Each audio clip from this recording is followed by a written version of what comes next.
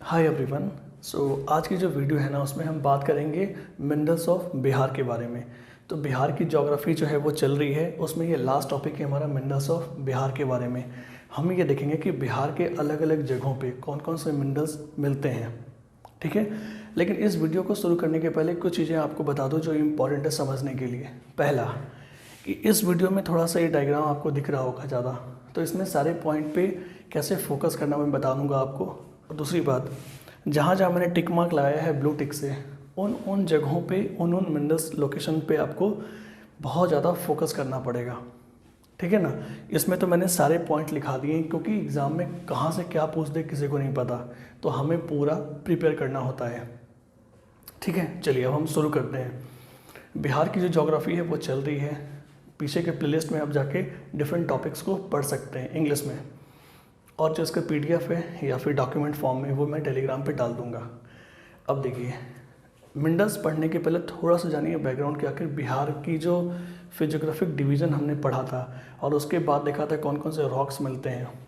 तो वहाँ पे मैंने क्या कहा था कि बिहार का जो हमारा जो एक फिजिकल लोकेशन है ना, वो एक ऐसे पोजीशन पे है जहाँ पे झारखंड के डिवीज़न के बाद जो मेजोरिटी ऑफ हमारा जो ओर्स है ना, मिनरल ओर्स, वो चले गए हैं झारखंड में।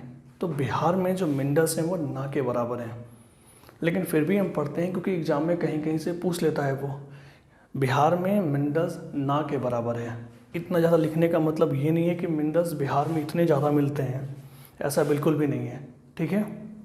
देखिए, जब 2000 में झारखंड जो है वो बिहार से अलग हुआ, तो उसमें क्या है कि मेजॉरिटी ऑफ ओर्स है ना, मिनरल्स, वो चले गए झारखंड में। तो जो रह गए छोटे मोटे पार्ट रह गए हैं वो हमको मिलता है बिहार के साउथ पार्ट में। और ख़ासकर बिहार के साउथ पार्ट में कौन कौन से पार्ट में, तो south western and south eastern. ये है साउथ वेस्टर्न एंड ये है पूरा बेल्ट हमारा साउथ ईस्टर्न। ये जो कैमूर रोहतास हो गया, ये हमारा विंध्यन रॉक सिस्टम का एक्सटेंशन है, इसलिए विंध्यन रॉक के कारण यहाँ पे कुछ कुछ मिनरल्स हमको मिल जाते हैं। उसके बाद ये जो हमारा बेल्ट है ना साउथ वाला, यहाँ से लेके यहाँ तक भागलपुर तक, ये हमारा छोटा नागपुर पठार का एक्सटेंशन है। तो उसके कारण हमको थोड़ा बहुत मिनरल इधर मिल जाता है। बाकी जो मैदानी भाग गंगा का है ना, यहाँ पे मिनरल्स नहीं मिलता क्योंकि ये प्लेन एरिया ऑफ गंगा है। थोड़ा बहुत हमको जो मिनरल मिलता है वो कहाँ मिलता है, फिर तराई क्षेत्र में मिलता है, और ये वेस्ट चंपारण ईस्ट चंपारण क्षेत्र में। क्यों मिलता है, क्योंकि वहाँ पे हमारा हिमालय के एक्सटेंशन है, फुटहिल्स ऑफ हिमालय शिवालिक है, और जो हिमालय है ना वो बना है सेडिमेंट्री रॉक से, और सेडिमेंट्री रॉक में लेयर बाई लेयर उसका फीचर होता है, यानी कि मिलियंस ऑफ ईयर्स में बहुत हद तक दब गए हैं अलग अलग फॉसिल्स। तो यहाँ पॉसिबिलिटी है कि अलग अलग मिनरल्स मिल सकता है, लेकिन बहुत ही कम मात्रा में मिलता है। तो ये एक हुआ ओवरव्यू। तो हमको ये देखना है कि बिहार में जो रहे कैसे, थोड़े बहुत जो भी मिलते हैं ना, थोड़े बहुत, वो कौन कौन से हैं, कहाँ कहाँ हैं, वो हमको देखना होता है। तो अगर आप बुक में देखेंगे तो उसमें क्या है कि मिनरल है और वो अलग अलग डिस्ट्रिक्ट के बदले है कि ये मिनरल कौन कौन से डिस्ट्रिक्ट में मिलता है, तो वैसे थोड़ा सा मुश्किल हो जाता है। तो मैंने क्या किया है, इसको समझने के लिए थोड़ा देखिएगा, हर एक डिस्ट्रिक्ट का नाम लिख दिया है और हर एक डिस्ट्रिक्ट में कौन कौन से मिनरल्स मिलते हैं मैंने वो लिखा है। तो जैसे कि अगर मान लीजिए लाइमस्टोन की बात करते हैं, तो लाइमस्टोन रोहतास में भी लिखा है मैंने और कैमूर में भी लिखा है। तो दोनों में से जहाँ पे ज़्यादा इम्पॉर्टेंट मात्रा में मिलते होंगे ना, वो मैंने ब्लू टिक मार्क कर दिया है, इसलिए एग्ज़ाम पॉइंट ऑफ व्यू से आपको समझने में आसानी होगा, ठीक है। तो अभी हम क्या करते हैं कि हर एक डिस्ट्रिक्ट में अलग अलग जो मिनरल्स मिलते हैं उनके लोकेशन को, उनके यूज़ को देखते हैं, ठीक है ना। क्योंकि एग्ज़ाम जो है ना वो सिर्फ ये नहीं पूछ रहा है। पहले क्या था एग्ज़ाम का, अगर आप 5-6 साल पहले का क्वेश्चन देखो तो उसमें ये कहता था कि सिंपली बोल देगा लाइमस्टोन कहाँ मिलता है, तो वो चलो मार देंगे रोहतास। लेकिन रिसेंट के ट्रेंड में आप देखोगे ना तो उसमें क्या है कि किसी डिस्ट्रिक्ट में किसी खास लोकेशन पे अगर कोई चीज़ मिल रहा है तो उस लोकेशन को पूछ दे रहा है। जैसे कि बंजरी हो गया, बंजरी रोहतास में एक जगह है, वहाँ से पूछ रहा है कि बंजरी किसके लिए फेमस है, या सीमेंट कहाँ बनता है, अमझोर किसके लिए फेमस है, यानी कि डिस्ट्रिक्ट के अंदर के लोकेशन को फोकस कर रहे हैं वो। इसलिए हमें ना सिर्फ डिस्ट्रिक्ट को देखना है बल्कि डिस्ट्रिक्ट के अंदर जो इम्पोर्टेंट लोकेशन है उनको भी थोड़ा देखना पड़ेगा, ठीक है। देखिए, सबसे पहले हम बात करेंगे यहाँ से लेके यहाँ तक बढ़ेंगे, कैमूर से लेके भागलपुर तक, और एक हमारा बच जाएगा वेस्ट चंपारण, तो वो हम देखेंगे। ठीक है, चलिए अगर हम बात करते हैं कैमूर यानी कि भभुआ का, तो भभुआ में बात करेंगे तो हमको मिलता है लाइमस्टोन। अब इस लाइमस्टोन को हम बात करेंगे तो बिल्दुरिया, जोनाथपुर और सोनारिका, ये एक लोकेशन पे हमको मिलता है लाइमस्टोन। तो ये सारे के सारे ये आपको प्लेसेस थोड़ा इम्पोर्टेंट याद करना पड़ेगा क्योंकि एग्ज़ाम में पूछ सकते हैं ये, ठीक है ना। तो कैमूर में लाइमस्टोन हो गया और पाइराइट हो गया। पाइराइट जो है वो बहुत लेस अमाउंट में यहाँ मिलता है, लेकिन मिलता है, और वो मिलता है कैमूर में। ये होता है हमारा इस्तेमाल फर्टिलाइजर इंडस्ट्री के लिए। किसके लिए? फर्टिलाइजर इंडस्ट्री के लिए होता है हमारा पाइराइट इस्तेमाल। और जो बिहार है ना, वो पाइराइट का बहुत ही इम्पोर्टेंट सोर्स है पूरे इंडिया के लिए भी। 95% ऑफ जो पाइराइट है ना, वो हम बिहार से लेते हैं। बिहार इंडिया को सप्लाई करता है, ठीक है। तो पाइराइट बहुत जल्दी इंपॉर्टेंट है, याद रखिएगा। तो कैमूर में एक हो गया लाइमस्टोन, एक हो गया आपको पाइराइट। लाइमस्टोन मिलता है बेलदूरिया, जोनाथपुर और सोनारिका। लाइमस्टोन कैसा होता है? तो ये फिगर देखिए, ये फिगर ऐसा होता है, ठीक है। फिर हमारा होता है पाइराइट। पाइराइट का भी फिगर आप देखिए, ये फिगर ऐसा होता है, ठीक है। इसके बाद हम बात करेंगे, आता है रोहतास। रोहतास में कौन कौन से मिनरल्स मिलते हैं? तो रोहतास की हम बात करेंगे तो रोहतास में हमको सबसे फेमस है लाइमस्टोन, चूना पत्थर। ये बहुत ही इंपॉर्टेंट है। कौन कौन से लोकेशन पे मिलते हैं वो? तो वो है बंजरी, रोहतासगढ़, चूना पत्थर, जैतपुर और डालमिया नगर। ये लोकेशन आपको याद रखने पड़ेंगे रोहतास के लिए, बहुत ही ज़्यादा इंपॉर्टेंट है। ये होता है सीमेंट इंडस्ट्री में यूज़, ठीक है। इसके बाद जो नेक्स्ट है वो है हमारा पाइराइट। अब pyrite one of the most important mineral है बिहार पर्सपेक्टिव से, क्योंकि 95% ऑफ पाइराइट जो है ना बिहार, वो इंडिया को सप्लाई करता है, इसलिए बहुत इंपॉर्टेंट है। कहाँ मिलता है ये? Amjhore. Amjhore the most important जगह है, याद रखिएगा, रोहतास में। यहाँ पे हमको मिलता है पाइराइट। उसके बाद है कुरियारी, सोन वैली और नावाडी। ये उतनी इंपॉर्टेंट लोकेशन नहीं है, लेकिन याद रखिएगा। तो ये हो गया आपको पाइराइट। ये भी फर्टिलाइजर के लिए इस्तेमाल होता है और manufacturing of the H2SO4 sulphuric acid, ठीक है। इसके बाद कॉपर टाइप पाइराइट भी हमको मिलता है, वो पत्थरगट्टा हिल्स पे मिलता है रोहतास में, ये आप याद रखिएगा। फिर है बॉक्साइट। बॉक्साइट एक एल्युमिनियम का इंपॉर्टेंट ओर है जो कि हमको मिलता है अधौरा एंड बंजरी हिल्स में, ठीक है, याद रखिएगा। ये आपको अलग अलग मिनरल्स हो गए रोहतास में जो मिलते हैं। फिर यहाँ पे लीड भी मिलता है एक रोहतास में, बहुत ही स्मॉल अमाउंट में लीड मिलता है। तो ये हमारा हो गया रोहतास और कैमूर के बारे में। नेक्स्ट आते हैं औरंगाबाद। तो औरंगाबाद में क्वार्ट्ज वगैरह थोड़ा बहुत मिलता है, लेकिन लेना के बराबर। फिर आते हैं गया जिला। गया जिला में हमको कौन कौन सा मिलता है वो देखते हैं। तो गया जिला की बात करेंगे तो गया में आपको मिलता है माइका, बहुत ही स्मॉल अमाउंट में। माइका सबसे ज़्यादा कहाँ मिलता है? नवादा में मिलता है, नवादा, याद रखिएगा। तो ये हो गया आपको माइका। माइका के बाद मिलता है फेल्डस्पार, फिर मैग्नेटाइट, फिर क्वार्ट्जाइट और फिर गोल्ड। ये चीज़ें आपको याद रखनी है और इनके लोकेशन को याद रखना है। जैसे कि माइका जो है वो दिबौर, माजोली एंड बिशुनपुर, इन जगहों पे मिलता है, लेकिन उतना इम्पोर्टेंट नहीं है। माजोली को याद रखिएगा और दिबौर को, ये दोनों को केवल, ठीक है। फिगर माइका कैसा होता है ये आप देखिए, ऐसा होता है। फेल्डस्पार क्या होता है? एक बहुत ही सिलिकॉन कंपोनेंट होता है जो कि अर्थ क्रस्ट में मिलता है, और ये बहुत ही ज़्यादा प्रचुर मात्रा में एबंडेंस फॉर्म में होता है ये, ठीक है ना। ये मिलता है आपको गुरपा गजंडी एंड नाथ नगरी में मिलता है, याद रखिएगा, गया जिला में गुरपा गजंडी एंड नाथ नगरी में। फिर अगर हम मैग्नेटाइट की बात करें जो कि आयरन का एक आयरन ओर है, तो ये मिलता है आपको बराबर हिल में, ये थोड़ा याद रखिएगा। उसके बाद आता है क्वार्ट्जाइट। ये रामशिला एंड प्रेतशिला। जब हमने फिजियोग्राफिक डिवीजन देखा था, टाइप्स ऑफ रॉक देखा था, तो वहाँ पे देखा था कि गया जिला में कौन कौन से हिल्स हैं। तो हमने ये भी देखा था कि प्रेतशिला और रामशिला, ये दो हिल कहाँ? गया में है। तो याद रखिएगा क्वार्ट्जाइट जो है ना वो सिलिका सैंड, वो हमको रामशिला और प्रेतशिला हिल्स में मिलता है, ये थोड़ा याद रखिएगा।